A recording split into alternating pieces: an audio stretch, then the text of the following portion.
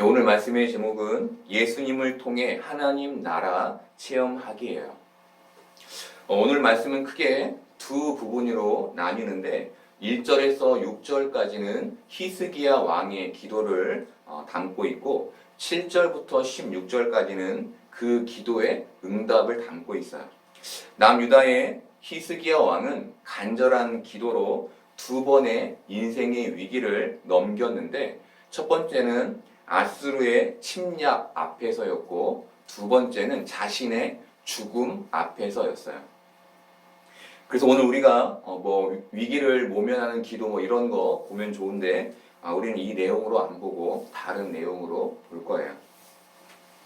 히스기야의 기도는 아수르의 침략을 배경으로 해요. 그런데 히스기야 왕은 재임 14년에 아수르와 평화 조약을 맺기를 원했어요. 그래서 은 300달란트와 금 30달란트 그리고 하나님의 성전 문에 입혔던 금과 기둥에 입혔던 금까지 모두 벗겨서 아수르에게 줬어요. 그런데 아수르는 그걸 받고 평화 조약을 지키지 않았어요. 그렇게 유다를 공격했어요. 그런데 히스기야는 어떤 사람이었냐면 자신의 아버지 아하스 왕이 섬겼던 우상과 백성들에게 만연해 있던 우상과 상당들을 모두 제거하고 종교개혁을 일으킨 인물이었어요. 종교개혁까지 일으킨 인물이 위기의 순간에 어떻게 하고 있는 거예요? 하나님을 의지하지 않고 자신이 가졌던 창고에 가졌던 금과 은을 의지하고 있는 거예요. 게다가 히스기야가 하나님께 기도했던 순간은 자신의 국고가 전부 바닥난 때였어요. 어쩌면 남유다의 국고가 바닥나지 않았다면 그는 하나님께 기도하지 않았을지도 몰라요. 여러분, 이것이 보여주는 것이 있는데 그것이 무엇입니까? 인간은 자신의 생명을 유지할 만한 것, 조그만 것, 그거 하나만 있어도 하나님 의지하지 않는 존재라는 거예요. 이게 신앙의 바른 모습을 줄곧 가지고 있었던 사람에게도 나타나는 죄의 모습인 거예요. 여러분, 성경은 히스기야가 현실 앞에서 연약하며 부족한 자인 것을 보여줘요. 그가 종교개혁을 일으켰지만 자신은 완벽히 개혁하지 못한 것을 보여주는 거예요. 여러분, 이것이 무엇을 보여줍니까? 눈으로 보이는 업적이 신앙을 말해주지 않는다는 걸 보여주는 거예요. 그 안에 불완전하고 연약한 내가 있다는 거예요. 우리는 많은 일을 이룰 수 있지만 자신의 구원만큼은 이룰 수 없는 존재라는 것을 보여주는 거예요. 여러분, 하나님이 내 인생에 개입하지 않으면 하나님을 우리는 찾을 수도 없는 자들인 것이죠. 그런데 지금 하나님께서 우리의 인생에 개입해 주셔서 우리가 하나님을 찾고 구원받은 자로 이 땅을 살게 되는 것, 이것을 이 말씀이 우리에게 보여주는 거예요. 아수르의 사네립 왕은 남유다를 포위한 후 그의 신하 랍사게를 남유다에 보냈어요. 이때 랍사게는 유다의 말로, 유다의 언어로 히스기야가 너희에게 여호와를 의뢰하라고 한 것과 여호와께서 반드시 우리를 건지실 것이기에 이 성읍이 아수르에 함락되지 않을 것이라고 한 그 말을 듣지 말고 믿지 말라고 말했어요. 여러분, 랍사게가 유다의 백성들에게 하나님을 믿는 히스기야의 말을 믿지 못하게 한 거예요. 이것은 아수르가 피를 보지 않고 유다 스스로 무너지게 하기 위한 전략이었어요. 스스로 자멸시키기 위해서 이런 전략을 짠 것이죠. 굉장히 똑똑한 전략이었는데 학자들은 이때 아수르가 이런 전략을 피지 않고 남유다를 무력으로 공격했다면 남유다가 멸망했을 것이라고 봐요.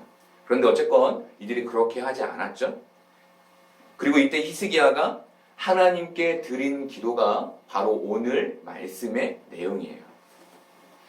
먼저 우리는 오늘 거꾸로 7절부터 16절까지를 보고 그리고 1절부터 6절까지를 보려고 해요.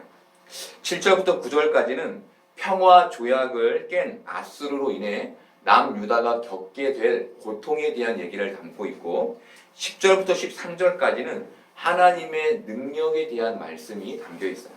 그리고 14절부터 16절까지는 남유다가 회개하여 정의와 공의를 회복하게 될 때 있게 될 구원에 대해서 말해주고 있어요.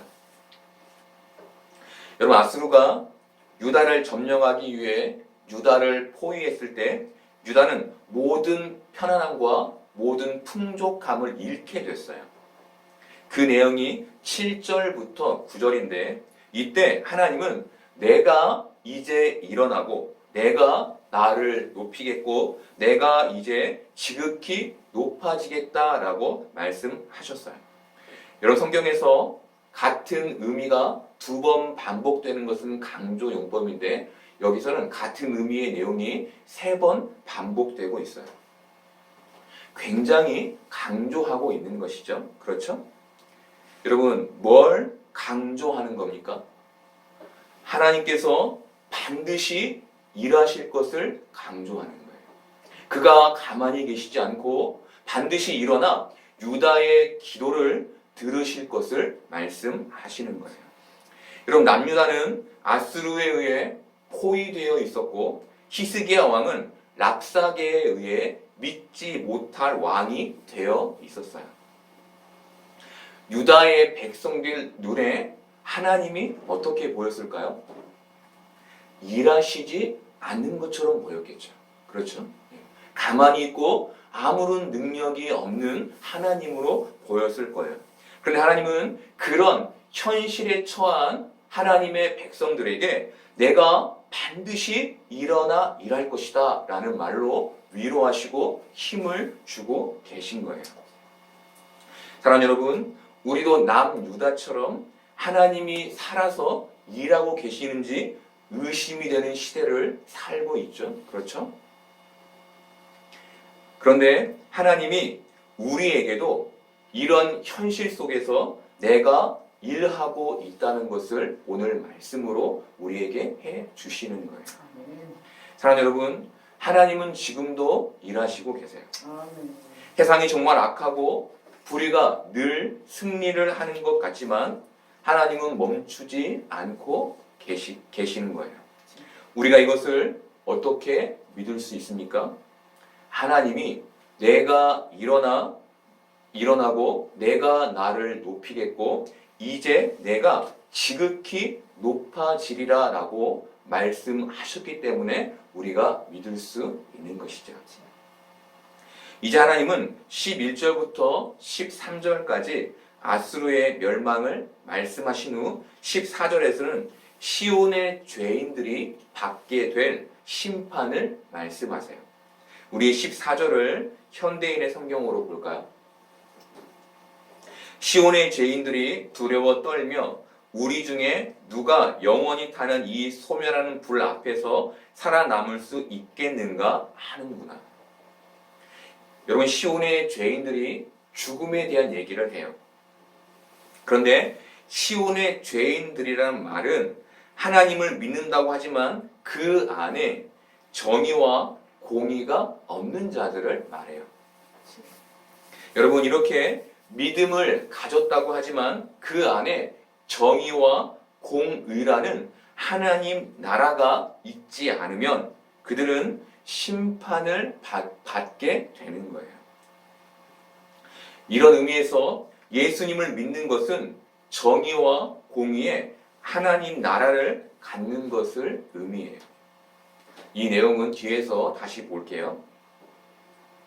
여러분, 우리가 여기에서 믿음의 2가지 모습을 보기 원하는데 그것은 믿음의 실천과 믿음에 가만히 있음이라는 두 가지 면이에요.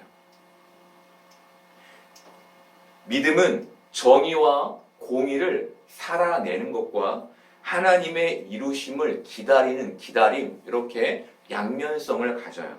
그래서 우리가 믿음으로 산다고 할 때 그 삶은 최선의 열심만 가져도 안 되고 가만히 있어만 있어도 안 돼요. 여러분 어렵죠? 일해야 할 때와 가만히 있어야 할 때를 구별하는 것이 쉽지 않기 때문에 이 말이 어려워요. 그런데 이게 어렵지 않은 게 우리의 중심에 하나님에 대한 겸손함을 가질 때 우리는 그 순간 우리가 어떤 모양을 취해야 할지 구별할 수 있어요. 여러분, 하나님은 남유다의 백성들에게 그들이 가져야 할 정의와 공의, 바로 하나님 나라가 무엇인지를 말씀해 주셨어요. 우리 15절과 16절 볼까요? 오직 공의롭게 행하는 자, 정직히 말하는 자, 토색한 재물을 가증히 여기는 자, 손을 흔들어 뇌물을 받지 아니하는 자, 귀를 막아 피 흘리는 꾀를 듣지 아니하는 자, 눈을 감아 악을 보지 아니하는 자, 그는 높은 곳에 거하리니 견고한 바위가 그의 요새가 되며 그의 양식은 공급되고 그의 물은 끊어지지 아니하리라. 여러분, 하나님은 15절의 삶을 가진 자들이 심판의 불에서 살아남게 된다고 말씀하시며 그들이 높은 곳에 거하고 견고한 바위 요새에 있게 되고 양식과 물이 공급되는 것으로 살아남게 될 것이라고 말씀하세요. 지난주에 말씀드렸던 것처럼 하나님이 심판과 하나님 나라라는 순서로 오늘도 말씀하고 계신 것이죠. 여러분, 하나님께서 우리에게 정의와 공의를 가지면 생명 가운데 살 수 있음을 말해 주시는데 우리에게 문제가 있어요. 그게 뭡니까? 우리에게 죄가 있기 때문에 죄를 완전히 배제한 완벽한 정의와 공의를 우리가 가질 수 없다는 거예요. 조금만 우리가 정의롭지 못하고 공의롭지 못하면 우리는 하나님 나라에 가지 못하죠. 그렇죠? 우리의 죄 때문인 것이죠. 이런 우리를 위해 이 땅에 하나님께서 누구를 보내셨나요? 예수님을 보내신 것이죠. 우리는 예수님이 이루신 온전한 정의와 공의를 힘입어 하나님 나라에 이르게 되는 거예요. 우리가 16절에서 바로 이 예수님의 모습을 찾을 수 있는데 빌립보서 2장에서 바울은 하나님께서 예수님을 지극히 높여 모든 이름 위에 뛰어난 이름을 주셨다고 말했어요. 이 말씀이 오늘 말씀 16절에 그는 높은 곳에 거하리라 라는 말과 이렇게 연결되죠. 그렇죠? 그리고 베드로는 베드로전서 2장에서 예수님께서 시온의 모퉁이 돌이 되셨다라고 말해요. 그게 어떤 말입니까? 그가 반석이 되셨다는 거예요. 이 말씀은 오늘 말씀 16절에 견고한 바위가 그의 요새가 되며와 연결돼요. 또 그의 양식의 공급은 예수님께서 보여주셨던 오병이어와 칠병이어 사건과 연결되고 물이 끊어지지 않는 것은 요한복음에서 예수님이 말씀하신 나를 믿는 자는 그 배에서 생수의 강이 흘러나올 것이라는 말씀과 연결돼요. 여러분, 지금 이 말씀이 어떤 얘기를 하고 있는 겁니까? 예수님에 대한 얘기를 하고 있는 거예요. 왜죠? 그분의 공의, 그분의 정의로만 우리가 생명을 얻을 수 있기 때문이에요. 사랑하는 여러분, 우리 생명의 중심에 누가 계신 겁니까? 예수님이 계신 거예요. 여러분, 하나님께서 내가 일어나며 나를 높이며 내가 지극히 높아지겠다고 하셨는데 그 일하심을 예수님으로 완성하신 거예요. 그것을 오늘 하나님이 우리에게 말씀해 주시는 거예요. 사랑하는 여러분, 우리가 높은 곳에 있고 온전한 생명을 얻는 것은 돈과 지위로가 아니라 예수 그리스도가 이루신 정의와 공의라는 것을 예수 그리스도를 믿음으로 우리가 가질 때, 우리 안에 그 하나님 나라가 있을 때 우리가 생명 가운데 있게 된다는 것을 하나님이 말씀하시는 거예요. 그래서 예수 그리스도의 의를 의지하는 자, 그렇게 그리스도의 의, 바로 그 사랑, 정의와 공의를 실천하며 사는 자들은 생명 가운데 구원함을 받게 되는 거예요. 이제 우리가 1절부터 6절까지를 보려고 하는데 1절은 아수르의 멸망이 기도되고 2, 3절은 하나님의 은혜와 하나님의 강력한 힘이 찬양되고 4절부터 6절까지는 기도의 응답으로 전세의 역전, 그리고 하나님 나라가 말해져요. 여러분, 제가 이렇게 구분지어 말씀드리는 이유는 이 대상이 계속 바뀌기 때문이에요. 이게 한 줄로 쭉 한 가지 얘기를 하고 있는 게 아니라 한 가지 얘기인데 계속 그 대상이 바뀌어서 정리하는 거예요. 우리 5, 6절 볼까요? 여호와께서는 지극히 존귀하시니 그는 높은 곳에 거하시며 정의와 공의를 시온에 충만하게 하심이라. 내 시대에 평안함이 있으며 구원과 지혜와 지식이 풍성할 것이니 여호와를 경외함이 내 보배니라. 여러분, 이사야가 하나님의 응답을 히스기야 왕에게 전하는데 하나님께서 참으로 존귀하셔서 높은 곳에 계시면서도 시온을 공평과 의로 충만하게 하실 것이라고 말해요. 여러분, 시온은 남유다를 가리키는데 이사야가 히스기야에게 그의 기도의 응답으로 하나님께서 남유다를 의로 충만한 하나님 나라가 되게 하실 것을 말하는 거예요. 그래서 이사야는 이어서 6절을 내 시대에 평안함이 있으며로 시작하며 그 하나님 나라에 있을 구원과 지혜와 지식의 풍성함과 여호와를 경외함을 말한 거예요. 여러분, 우리가 여기에서 볼 수 있는 하나님 나라는 어떤 나라입니까? 하나님의 정의와 공의가 풍성해서 평안함이 있는 나라이고, 무엇보다 하나님의 구원과 하나님에 대한 지혜와 하나님에 대한 지식이 풍성한 하나님 경외함이 가득한 나라인 거예요. 여러분, 우리가 하나님 나라는 금과 은이 있다, 보석이 있다, 이런 얘기를 많이 하지만 그런 것보다 우리가 먼저 알아야 할 것이 무엇입니까? 하나님 경외함이 하나님 나라에 가득하다는 거예요. 여러분, 우리가 많은 경우 경외라는 단어를 두려움으로 알고 있죠. 그런데 이 말은 하나님의 존재하심을 가득히 경험할 수 있다는 말이에요. 그 나라에는 하나님의 존재하심이 가득해서 그 존재를 가득히 경험할 수 있는 곳, 그곳이 하나님 나라라는 말을 이사야가 하나님 경외함이 가득하다라는 말로 표현한 거예요. 여러분, 존재하심의 경험은 하나님이 늘 나와 함께 계심을 알고 누리고 경험하는 삶을 말해요. 이사야가 하나님 나라를 설명하는데 그들이 하나님의 존재하심을 좀 깨닫기를 원해서 구원, 지혜, 지식이라는 말로 표현한 것이죠. 여러분, 우리에게는 하나님의 구원과 그분의 지혜와 그분을 아는 지식이 있어요. 그렇죠? 여러분, 이게 무슨 말입니까? 우리가 지금 하나님 나라를 살고 있다는 것이죠.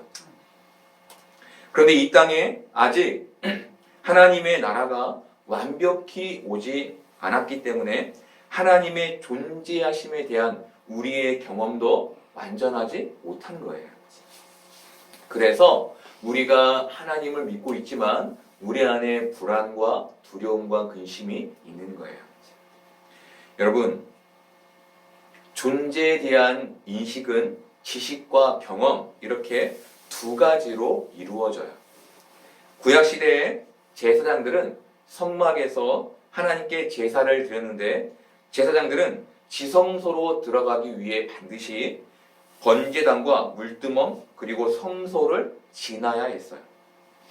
제사장은 번제단과 물두멍과 성소 앞에서 하나님을 직접적으로 경험할 수는 없었어요. 이 말은 그들이 하나님에 대한 지식은 가지고 있었다는 거예요. 여러분, 그들이 물두멍 앞에 딱 서요. 그런데 그때에는 하나님에 대한 지식은 갖고 있지만 경험은 없는 거예요. 근데 그걸 넘어서 성소에 들어가 지성소로 갈 때 어떤 겁니까? 하나님에 대한 경험을 하게 되는 것이죠. 지식을 넘어 하나님을 경험하는 자리로 가는 것, 그것이 무엇입니까? 하나님의 존재하심을 경험하는 거예요. 사랑하는 여러분, 우리가 이 땅에서 하나님과 동행한다는 것, 그를 경외한다는 것이 어떤 의미인 겁니까?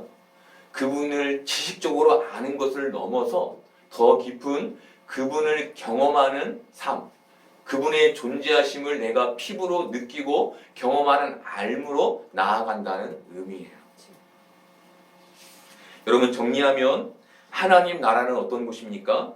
하나님을 경외함이 가득한 하나님의 존재하심을 곁에서 경험하는 나라인데 우리가 이 땅에서 완벽하지는 않지만 그 존재하심을 경험할 때 우리가 하나님 나라를 가진 자로 이 땅을 살게 되는 거예요. 여러분, 저는 하나님의 그늘 아래라는 말을 좋아해요. 이 말을 좋아하는 이유는 이 말이 하나님이 광야에서 내리쬐는 뜨거운 햇볕을 막아주시는 하나님의 존재하심과 하나님의 동행하심의 의미를 담고 있기 때문이에요. 사랑하는 여러분, 저는 우리 기쁨나무 교회의 성도님들이 번제단과 물두멍과 성소를 지나 지성소에 나아가 하나님의 존재하심을 경험하는 깊은 신앙 가운데 있기를 바라요. 그 지식을 기억하는 차원을 넘어 그 지식을 경험하며 그 존재하심 앞에서 하나님이 주시는 그 하나님 나라의 놀라운 은혜를 경험하는 여러분들이 되기를 바라요. 그렇게 이 땅에서 하나님 나라를 하나님의 존재하심으로 누릴 수 있는 여러분들 되기를 바라요. 여러분, 우리가 오늘 두 가지 내용을 보았는데 이 두 가지 내용은 하나님 나라라는 방향성을 가져요. 그리고 우리는 이 땅에서 두 가지 상황을 살게 돼요. 그 첫 번째는 하나님의 백성들을 통해 정의와 공의를 경험하게 되는 삶이에요. 나는 가만히 있는데 하나님의 백성들을 통해 내가 하나님 나라를 경험하게 되는 거예요. 두 번째는 어떤 경우냐면 내가 하나님의 백성으로 누군가에게 하나님 나라의 정의와 공의를 실현해 주는 거예요. 우리는 늘 이 두 가지 상황에 살게 되는 거예요. 중요한 게 무엇입니까? 이 두 가지 상황이 수반하는 게 있는데 그것이 바로 하나님의 존재하심이라는 거예요. 하나님의 존재하심을 경험할 때 우리가 그 정의와 공의를 실현하며 살 수 있는 것이죠. 여러분, 우리가 예수 그리스도를 의지할 때 하나님 나라를 실천하고 경험하며 하나님의 존재하심을 경험하게 된다는 거예요. 여러분, 우리가 하나님 나라를 생각할 때 저 멀리 있는 것을 생각하는데 하나님 나라가 저 멀리에만 있는 게 아니라 우리의 삶, 우리 안에도 있다고 주님이 말씀해 주시는 것이죠. 여러분, 하나님이 이 땅에서 하나님 나라가 갖는 공의와 정의를 갖는 자들이 하나님 나라에 이르게 될 것이라고 말씀하세요. 여러분, 우리가 하나님 나라의 공의와 정의를 어떻게 가졌나요? 예수 그리스도의 의를 통해 가졌죠. 그렇죠? 그 의를 가진 자만이 그 의를 실천하는 삶을 살게 되고 그 삶을 가진 자만이 하나님 나라에 이르러 생명 가운데 있게 된다는 말씀을 우리에게 해 주시는 거예요. 사랑하는 여러분, 우리가 이 어두운 세상에서 분명한 하나님의 나라와 하나님의 존재하심을 경험하기를 바라요. 무엇보다 우리가 이 땅에서 하나님 은혜의 풍성함으로 하나님 나라를 경험하는 하나님 나라의 백성 되기를 소망해요.